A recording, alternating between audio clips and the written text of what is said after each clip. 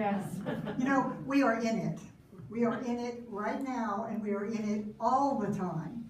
This is where we live. We are living in the laboratory of life, here to discover what works and what doesn't. Here to discover what's true and what's not. And here to absolutely pay attention to the causes and effects that happen in our life. And then we are here to make choices, because all of us are at choice to respond to anything that happens in any way.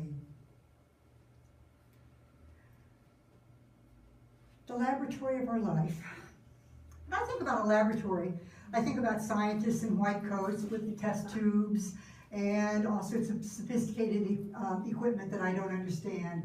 And I think about the periodic table of elements that was always in the chemistry classes, although I don't remember it being quite so colorful.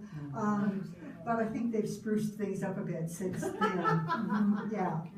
The word scientist was coined on June 24th, 1835, at the British Association of the Advancement of Science. And it was coined by William Whewell at the request of the poet Samuel Coleridge, because before that, scientists, what we now call scientists, were known as philosophers of science or men of science. Well, now Samuel Coleridge was a philosopher and a poet, and he didn't like scientists being called philosophers. So he said, basically, you've got to come up with something else. And so William Whewell decided that since those who practice art are called artists, then those who practice science should be called scientists. And so it just caught on immediately, and it has been that way ever since. One of the amazing things that scientists do is they turn science fiction into everyday reality. Science fiction to everyday reality. They turn the thoughts of something greater and grander into an everyday experience that can be appreciated and lived. Now, in our lifetimes, we have certainly seen a lot of science fiction turned into reality. Think of Star Trek. Isn't that where most of us first saw a flip phone? I mean, yeah. And where we saw our first iPad? Oh wait, that's not Captain Picard, that's Steve Jobs. Okay, there we go. There you go. I mean, you know, this is where we saw these things first. They turned dreams into reality. And now it's our turn to turn dreams, our higher thoughts, into the realities that affect and that move through our lives. Ernest Holmes said, "We are chemists in the laboratory of the infinite. What then shall we create?" We, all of us, we are chemists in the laboratory of the infinite. So what are we going to do with it? So now it's our turn to transform our dreams into something greater in the everyday reality of our lives. I am the scientist in charge of the laboratory of my life. Each of you are the scientists in charge of the laboratory of your own life. What will we create? Now, also, we are, in our teaching, we are religious scientists. Now, the science comes in the science of mind, refers to the fact that there are principles in the universe, spiritual principles, that we can use and that always work. That's what makes them principles. So, just as gravity always works, the thoughts turning into things always works. It's a principle. Manifestation always follows belief. Once we know we have received some good, once we can feel it in our hearts and in our bones, once we know it's true, then we absolutely experience that. It cannot help but manifest. Here's what Ernest Holmes had to say. We might speak of a pure religious science as we would speak of a pure natural science, which means the study of natural causes. We might speak of pure religious science as that branch of science which studies the natural principles, the nature of mind and consciousness. Then we could think of applied religious science as the application of this principle to human needs for practical purposes. And this is where one encounters the study of the nature of prayer, of faith, and of mental actions and reactions. We are scientists. We are religious scientists. And one of the tools that we have as religious scientists, or as human beings, is our curiosity. When's the last time you got really curious about something? I mean, it is such an amazing gift, such an amazing thing to cultivate, because following our curiosity can lead us places we would not have been before, where no person has gone before. It is just an absolute gift. And in fact, curiosity sometimes replaces intelligence. Albert Einstein said, "I have no special talents. I am only passionately curious." I am passionately curious. And Eleanor Roosevelt said, "I think at a child's birth, if a mother could ask a fairy godmother to endow it with the most useful gift, that gift would be curiosity." Yeah. Curiosity. So I encourage you to let your curiosity have free rein, explore. Other tools that we have to work with are our desire to make our lives better and our amazing spiritual principles. So what do we do in the laboratory of life? What do we do in any laboratory? We test stuff. We look at our lives and we see what works and what doesn't work. And sometimes when there's a blow up, we do something about it. Have you ever had a blow up in the laboratory of your life? A blow up in a relationship, or in a business deal, or a blow up in the form of a health challenge or a financial challenge? Those are the kinds of lab experiments that can lead us to say, well, that sure didn't work. Now, I don't know about you, but I remember a relationship like that. I had asked a girlfriend to come in and live with me to share my home. And of course I thought I was doing just what I wanted to do, and it turned out to be a disaster, a terrible mistake. Now, obviously that was undone because I moved on, and then Mary and I will be celebrating our 29th anniversary next month. So, yeah. So I got over that one, but I learned some stuff from it, which is how it led me to Mary, of course. So I don't know if you've had things that have blown up in your face, but we get to learn from those things. Those are the kind of experiences that make us ask important questions and that lead us, if we are paying attention, to try something different. So here's a quote that's attributed to many people.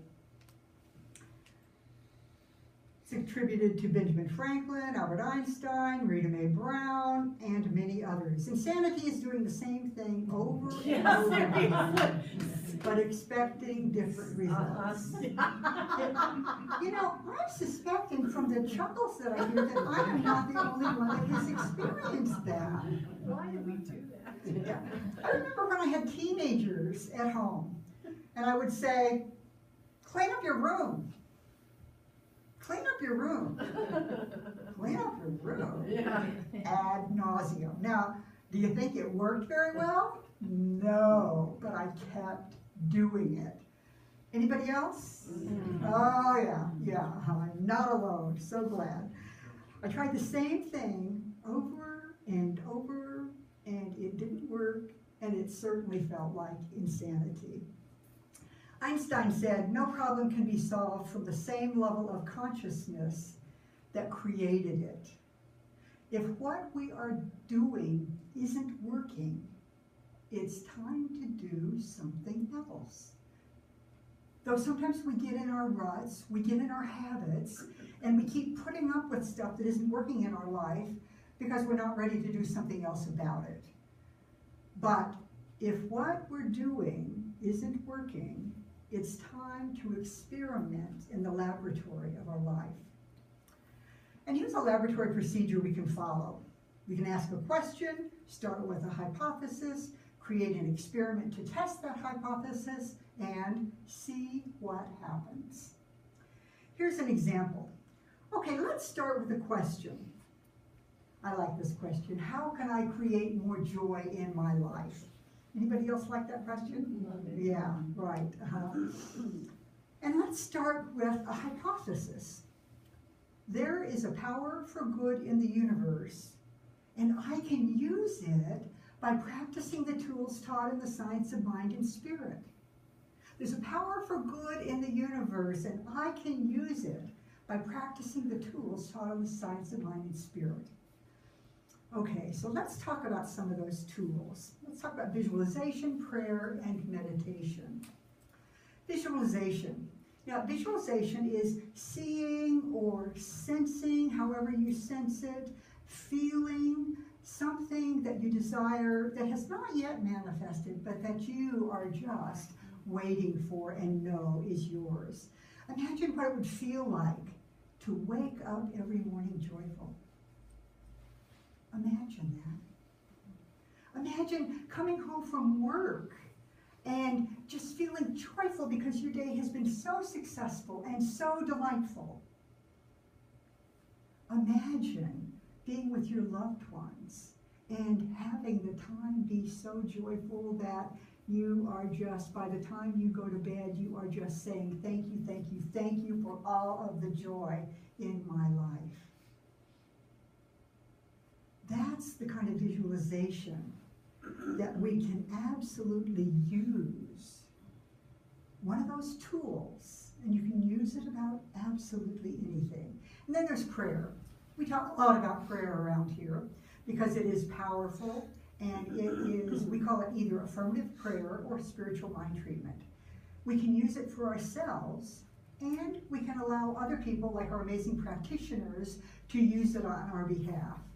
So, of course, in prayer, what we do is we recognize the oneness of God. We recognize that that is all there is, and because of that, we have to be part of that too. Because there's only God, I'm it. Not all of it, but all of me is Godness. All of God is, and all that Spirit has, is mine to call upon and use for any good reason. And that includes the creative process that has created everything in the universe. We get to use that. So after we remember our oneness with that, then we simply get to move on to imagining whatever it is we want already manifesting in our lives. If it's more love, we get to claim it. We get to say, yes, because I am speaking not to God, but as God, I can absolutely say, this is what is.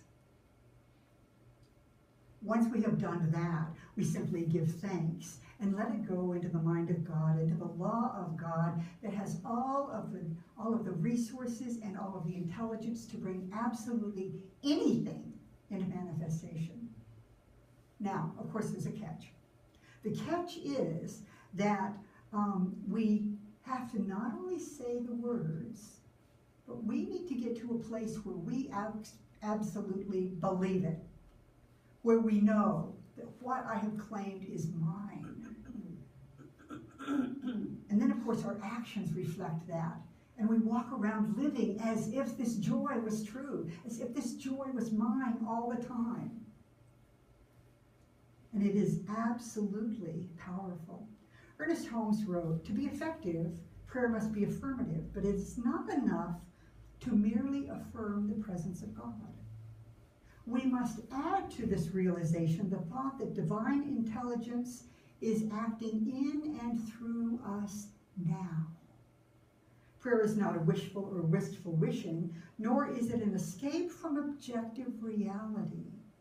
To be lost merely in our prayers might terminate in an unconscious desire to escape the activities of life. And here's the part I really like. Therefore, we affirm that divine intelligence not only knows what to do, it impels us to act on It not only knows what to do, but it impels us to act on that. It motivates us. It makes everything set up so that we can simply step into what we have claimed. And of course, we have the amazing tool of meditation. To discover how we can create more joy in our lives, we can meditate on joy.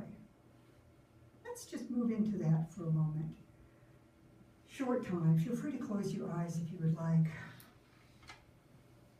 Imagine that within and around every cell of your body, there is the essence of joy. It may be dormant, but it is there. Joy. Around you, within you, as you, for you. Imagine the joy in your fingers being activated. Imagine that as you go through your day, everything you touch is infused with joy. Your keyboard, your phone, your tools, your food, your loved ones. Everything you touch is infused with joy. You are touching, you are experiencing the world with joy-filled fingers. And remember that around every cell and within every cell of your being, there is joy. And so I invite you to feel it in and around your heart. Even if you haven't felt it there recently, it is there. Now, how do you feel that? Does it come to you as a feeling, as a sound, as words, as a vibration? What does joy feel like in your heart? And what I know is that whether we have felt that a lot recently or not, it is there. Even if it has been dormant, it is waiting to be activated. And so I invite you to take a nice big breath. Open your eyes whenever you're ready to. And know that you can go back to that feeling, that experience of joy whenever you want to.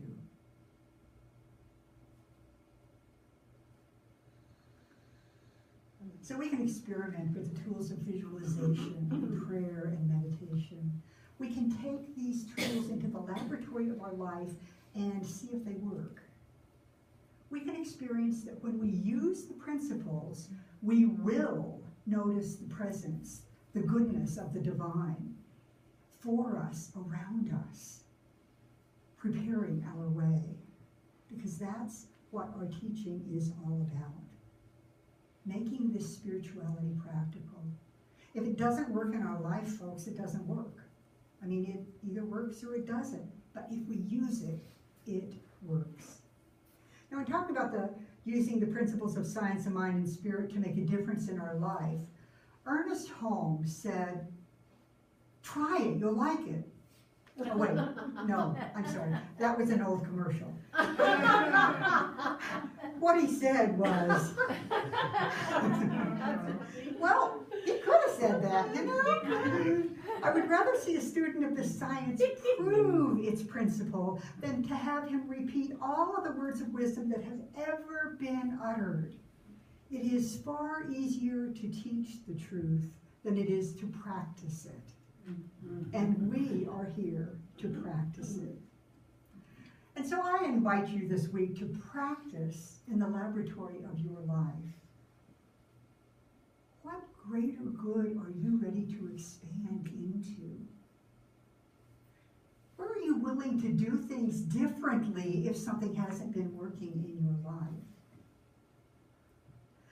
I lovingly challenge you to apply the amazing principles of Science of Mind and Spirit, and to watch and see how Spirit shows up for you, as you, around you, bringing you blessings, bringing you motivation, bringing you all that is needed to move into the greater magnificence that you have come here to express. So let's take that into prayer. As practitioners, stand with me in high consciousness.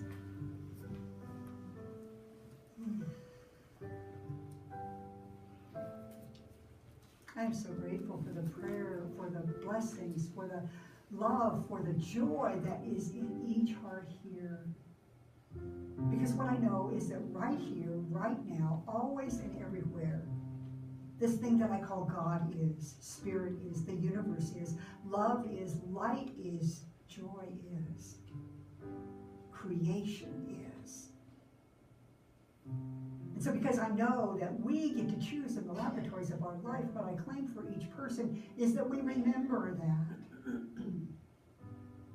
That Spirit puts in our path delightful reminders that we are at choice.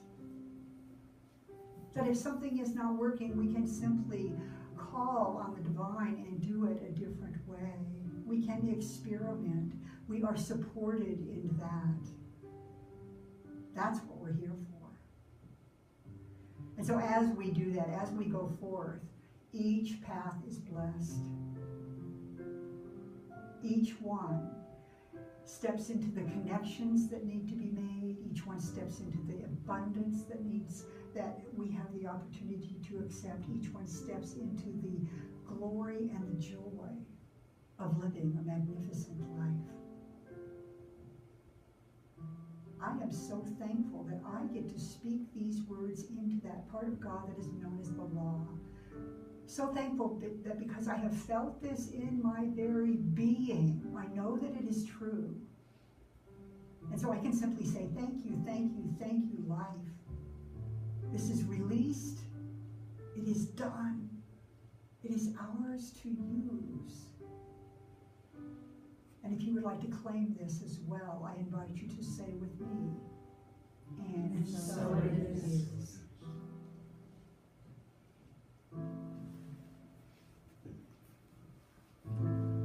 You've got to get up every morning with a smile on your face. Oh, good grief. And show the world all the love in your heart. People gonna treat you better. You're gonna find it, yes you will, that you're beautiful, no matter how many sirens go by. As you feel,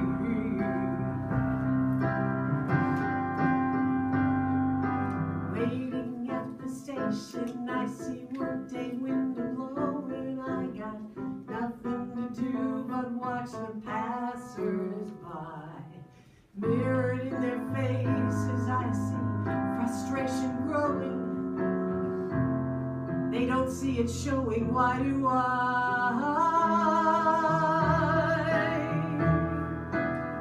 You've got to get up every morning with a smile on your face and show the world all the love in your heart. People gonna treat you better, you're gonna find, and you will, that you're beautiful, beautiful as you feel.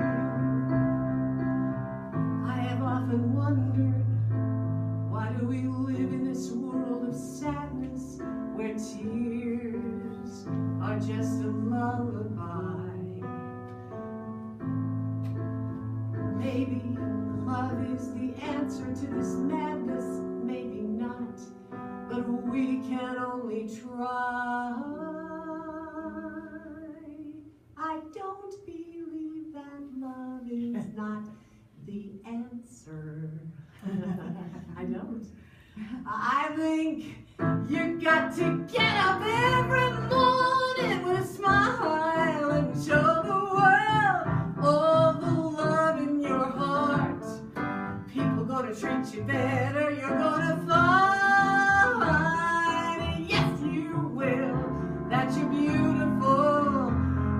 Maybe you